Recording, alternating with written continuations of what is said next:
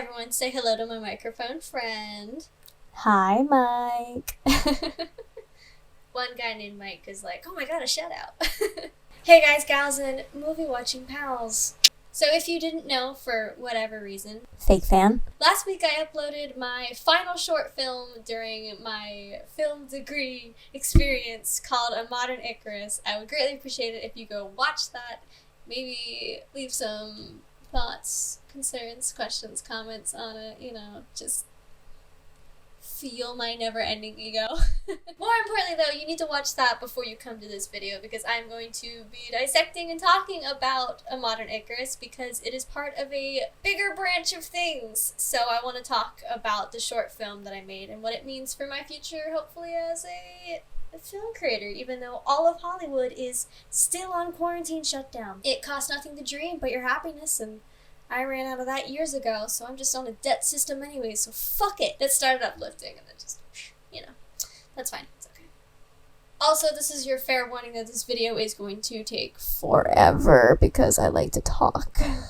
To try to help a little bit, I'm going to put this video into sections. I'm going to leave the timestamp here. Go editing, Courtney, go. And I'm also going to leave them down in the description, so if there's something that you're curious about or interested in, but don't really feel like watching the rest of the video, that's okay, I understand you. There is no shame, and do not feel guilty about it. You don't even have to watch this video. This video is not for you. Goodbye, thanks for checking me out. Good night. But let's get started, because there's a lot to go through. Grab a drink, grab some snacks, open a new tab, go watch something more interesting, put them on mute, and just listen to my sweet, sweet voice guide you through A Modern Icarus. So let's start with, why did I make this short film? For our final project for the film degree, I'm a writer.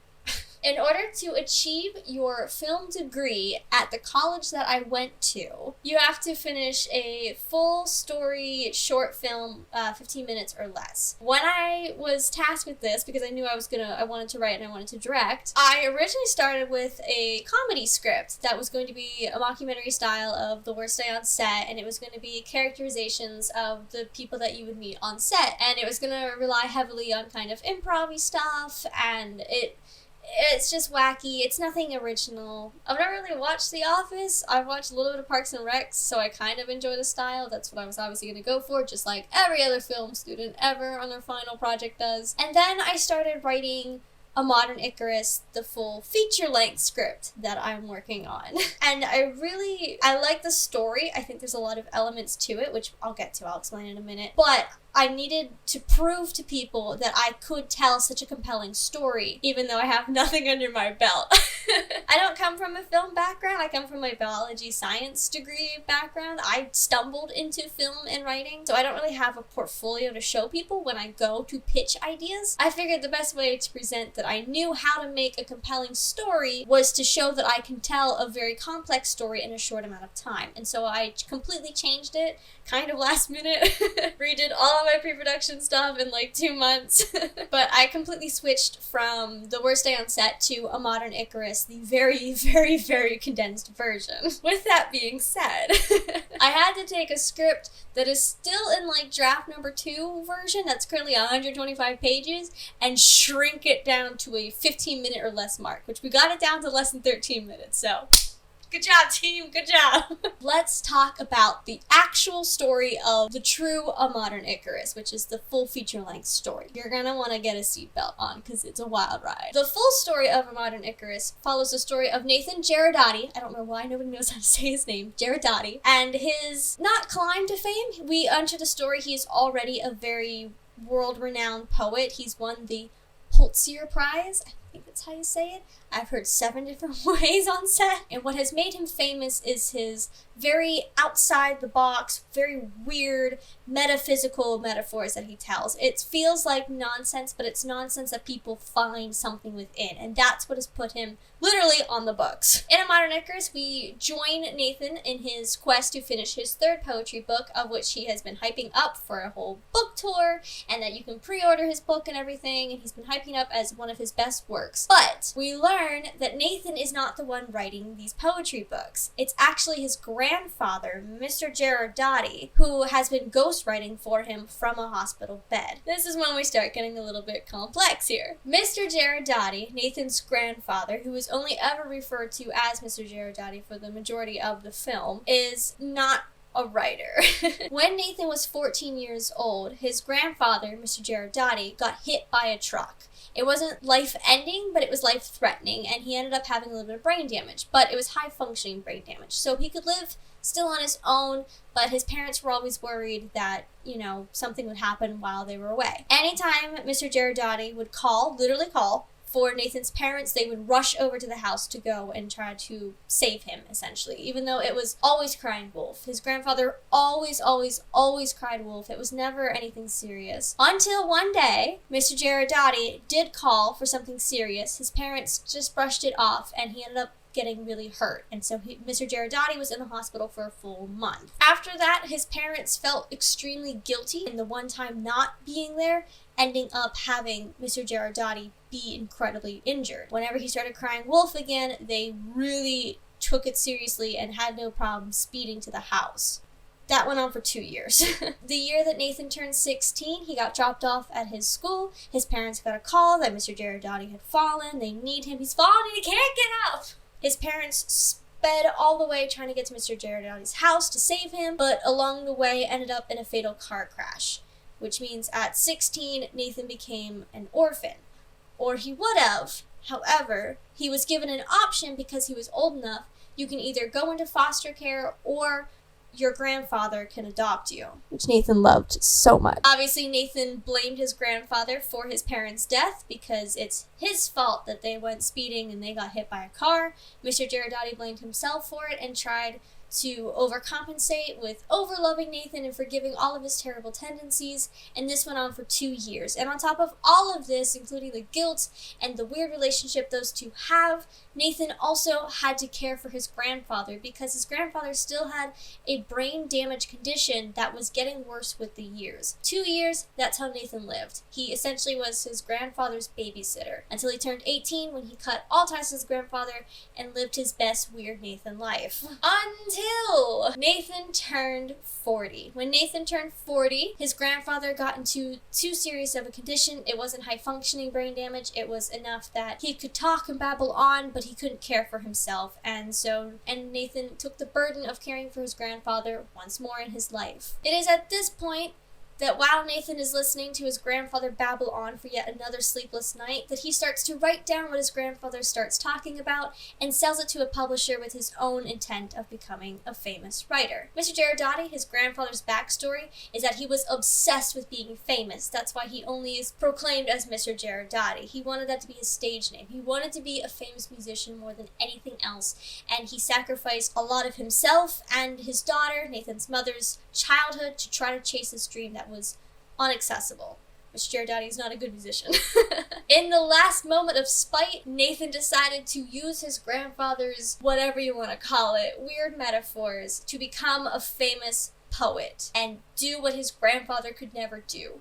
Become famous. Which brings us up to where A Modern Icarus kind of starts at the beginning. Nathan is trying to finish his third book, but his grandfather is still in the hospital because of his brain damage condition. And the problem that Nathan is facing is that his grandfather is getting better healthful-wise. He's on a new medication and he's genuinely making a recovery. But the more that he recovers, the less interesting the metaphors are, and it won't sell as good. So now Nathan is in this position of, does he let his grandfather's health get worse so that his book gets better? Or does he let his grandfather get better in health-wise so that he can be free of him forever? What a dilemma. If you haven't caught on already, Nathan is a terrible, terrible, terrible person.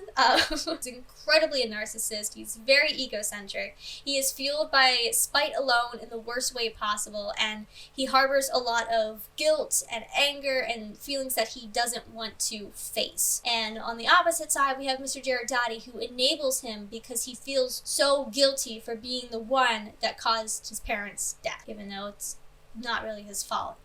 shit happens sometimes. And then on top of all of that, Mr. Gerardati suddenly dies. And so for Nathan to finish the book, this is after the turning point, in order for Nathan to finish his final book, he decides to walk down the same pathway his grandfather did and try to send himself into the same madness that Mr. Gerardati had in order to finish this book. And it is along this journey of craziness that we learn Mr. Gerardati's backstory. We learn Nathan and his weird, complicated relationship with one another. We learn about the parents. We learn about his mother's childhood and what it was like to live with somebody so obsessed with fame that they're willing to go sleepless nights and forget to feed children and go on tours that go nowhere. Through this journey towards madness, Nathan, spoiler at the end, gets hit by a car and it's fatal, and we never finish the book. And that's how A Modern Icarus, the full version, goes. That's the full story. And I needed to take all of that and put it into 15 minutes, so a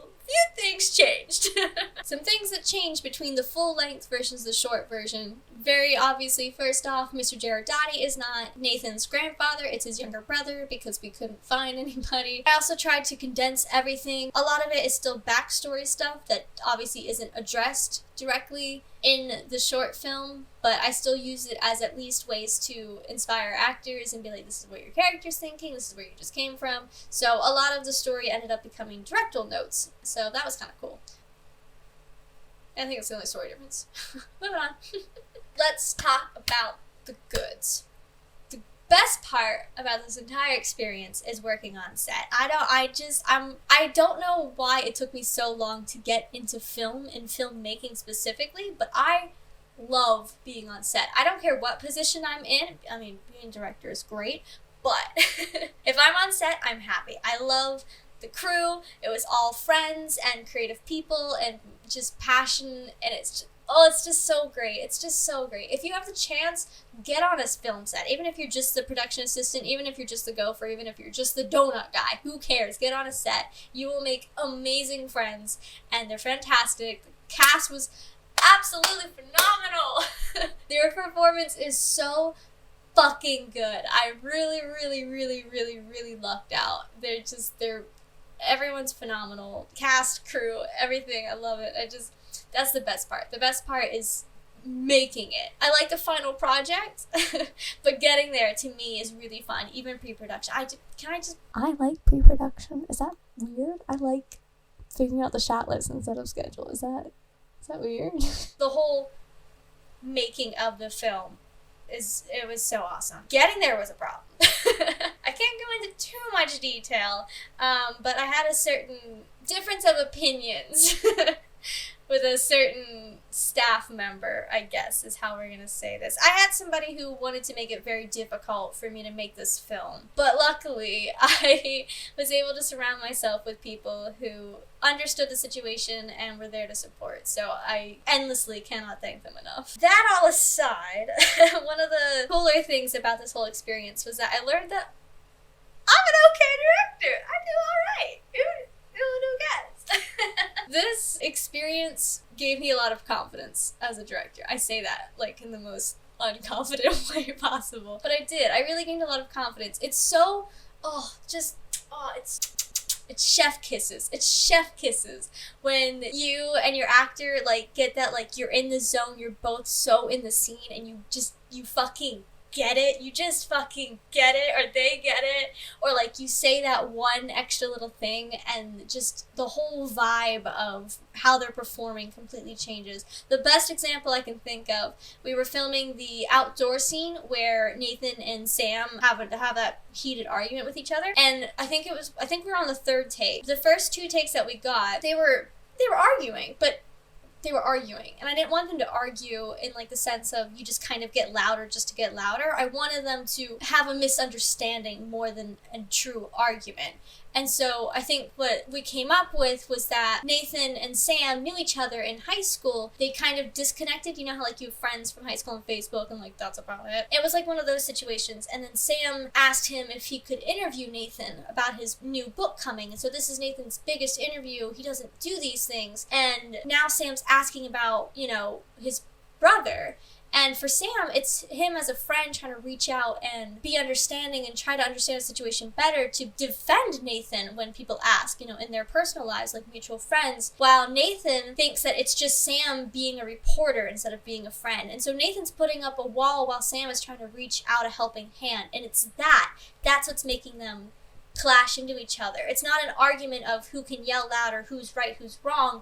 It's completely a misunderstanding of what's going on. And now Sam's going to get defensive because Nathan's going from defense to attack to push him away. And it was like, I was explaining this and we were going back and forth, myself, Jeff, and Christian, 2 people are acting, and we were talking about this, and I'm like, okay, you get it, cool. And I turned around and the whole crew was like, that makes a lot of sense. Yeah. So it was just really confident boosting of like, maybe I do know what I'm doing as a director. So that was nice. That was a nice moment. That was really... Alright, let's talk about the bad.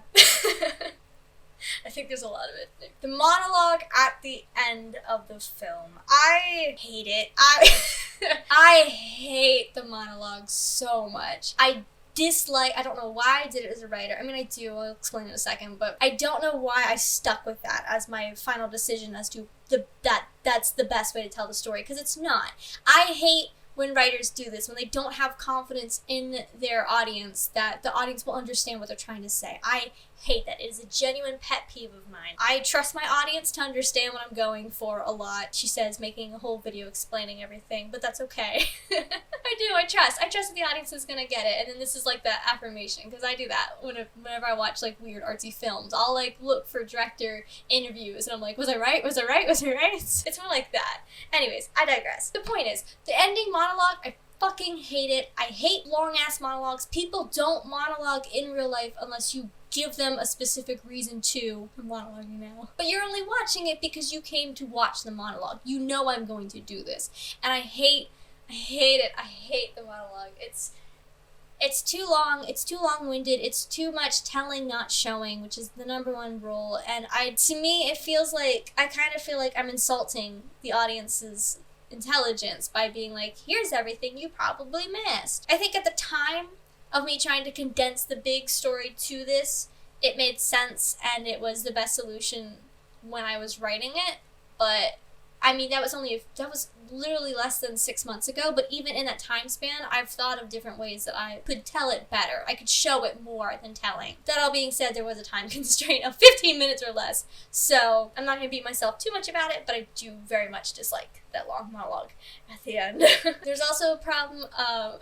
I got caught out for this, so shout out to my boy Ken for absolutely calling me out on this.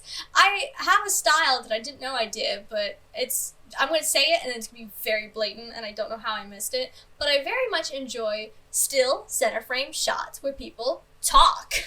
That's kind of my style when I tell stories. I'm a firm believer that it doesn't matter if you have the world's worst equipment or bad lighting, bad sound, whatever. I think if you have a compelling enough story, that's what will drive people to you. I genuinely believe in it. I think if you have a strong enough story, you don't need fancy camera angles or beautiful backgrounds or anything like that. If you have a compelling enough story, it's strong enough, it'll stand on its own feet. That being said, I like center frame shots because I like to give characters moments, and I like character-driven stories. That's what I like to write. So I think center frame forces the audience to really connect, like in the way that YouTube does. I think I edit and I think like a YouTuber kind of thing, just because I watched it for so long, and I know how much of connection you can get from somebody just looking at a camera, or even looking slightly off camera, but they're still centered, and I don't know, whatever. I'm not going to get into it. It's going to take too long. This video's already, like, way too long. The point is, I have a lot of center frame still shots, and the shots that I tried to do a little bit more dynamic, like when Nathan is walking around the hospital bed, like Jaws style around his little brother, I fucked up. The idea was to put the camera as if it was in the corner of the room, like the hospital room. What you can't see behind the camera is that the room expands for forever. It's a huge room that we filmed in, but I wanted it to feel really close, like we were here. Like I wanted the camera to feel like we were smushed up against the corner and we were still trying to get all of Nathan's angry monster rage in there. And I wanted it to feel confined, but I think I really fucked up because I wanted it to feel kind of voyeuristic, and I think it would have been better, and I would have had that come across if I would have done better production design, like put something in front of the camera as if it was like a plant in the corner, and then we could be like looking through the leaves kind of thing. That's completely on me. That's 110% my fault as a director. I think a few people tried to talk me out of it and were like, well, let's move back. And I was like, no, push in. Get a 50. Can I get a 50 macro on that? Nothing else, still frame. We shot on the 50 so much. It's so bad. The camera reports like, 50 mil. I'm on a 50 mil now. I'm on a 50 macro right now. I just love it. It's a good lens. And the last thing that I would like to talk about, because it was the most questioned decision that I made throughout the whole process by everyone, professors, friends, family, loved ones, strangers, people at IKEA. What the heck is about the chair? First and foremost, the chair was supposed to be pumpkin orange, but I could not find one for the life of me, so we went with piss yellow instead. The chair is a motif, and it is directly tied to Nathan. So, Nathan's want as a character is to be a hero, and he's willing and does do anything he can to convince himself that he is this foresaid hero. Even though obviously he's not. He's a terrible, terrible person. So one of the things that Nathan does to convince himself that he is this hero that he thinks he really is to rewrite his own memories. To symbolize that his memories are being rewritten is the yellow chair. The yellow chair represents any moment that Nathan has gone back and redone his own memories and rethought of them their own interesting way that makes him seem so much better. For example, when he's being interviewed, Nathan is sat in the yellow chair, you hear the audience clapping, and at one point some guy starts crying because he's just so moved by how great Nathan is. Because narcissists care about 3 things in life. They care about fame, money, and beauty. That's it. Now, when you compare that scene to when he's actually being interviewed, it's completely different. The colors are a little bit darker, the audience doesn't respond as well, because that's how the interview actually went. Nathan's not hot shit, he just thinks he is. So the chair is supposed to symbolize to the audience that whatever they're seeing, you need to take it with a grain of salt, because you're seeing it how Nathan believes it happened when it's not really how it happened. It's just how he wants it to. Now then, that all being said, what about the hospital scene? Nathan sat in that yellow chair the whole time, and he is an absolute dickhead. Just literally the worst person. Wouldn't he rewrite his memories so that he is super nice to his brother when really he's abusive? Well, I'm glad you asked. It's not that Nathan wants to be a good person. Nathan just wants to be well known and renowned. He wants to be a hero. And to him, a hero doesn't always necessarily mean somebody who does the right or the good thing. It's not moral correctness. It's just who's known for being a good person. Who does the best for the public, I guess, is the way that you can think of it. So for Nathan, he genuinely believes that he is doing the public a favor by releasing his book. Like, he genuinely is so self-involved and so working on yoga so that he can stretch and suck his own dick. Like, he is up there in completely self-absorbedness that he really genuinely believes that by him releasing this book, he's helping the general public. He's helping the better of the world, and that makes him a hero. And so he believes that his sacrifice with his relationship with his younger brother and being so abusive and doing whatever it takes to get that story out of his younger brother makes him a hero. He thinks he's making a huge sacrifice. And that's why he is sat in the piss yellow chair in the hospital. Those aren't memories that he's rewritten. Those are genuinely his thoughts on what makes him a hero. Did that come across at all? Probably not, but that is my, as the writer and director and storyteller's, reasoning for it. Now, if you came to a different conclusion, if you decided that, oh, he rewrote his memories and this is him thinking of what, like, nicer things he could have said, so what really must have happened was intense abuse, that's totally valid. I get where you're coming from. If you just think I'm nuts and if you think it's a continuity error with the chair, that's totally fine. I understand. I get where you're coming from. There's no right or wrong answer, but that is my, as the writer's, interpretation as to why I chose that. Hope that cleared up if you were questioning the chair, because I know I was so annoying with it on set. I was like, it needs to be like there. No, like there now. Okay, like, but like there a little bit more. I was like, it has to be on this specific tile at this angle. And everyone's like, why? And I'm like, it'll make sense. And that, my guys, my gals, my film watching pals, is the complete everything I think you need to know about Modern Icarus. So, if you did watch it, thank you so much. Thank you for watching it. Thank you for leaving very nice comments. I don't know how to handle it. A lot of people have given me a lot of compliments, which I'm really grateful for. Thank you so much. But I don't know how to handle it because if I can be honest, I don't like it. I don't like my short. I don't think it's that good. I'm glad other people are enjoying it, but don't say it's good if it's really not. I'm not that kind of person. I do take criticism and I prefer it, so if you have constructive criticism or you just didn't like it, that's totally fair and fine. Please let me know. So that's what makes you better as an artist, is getting positive feedback to encourage you to keep going, and then negative feedback to give you a chance to learn. At some point in the future, I want to come back to it and kind of react to it, I guess, just to see how much I've grown, how much I've changed, what would I do differently, what would I keep the same. Hopefully a lot would be different and better.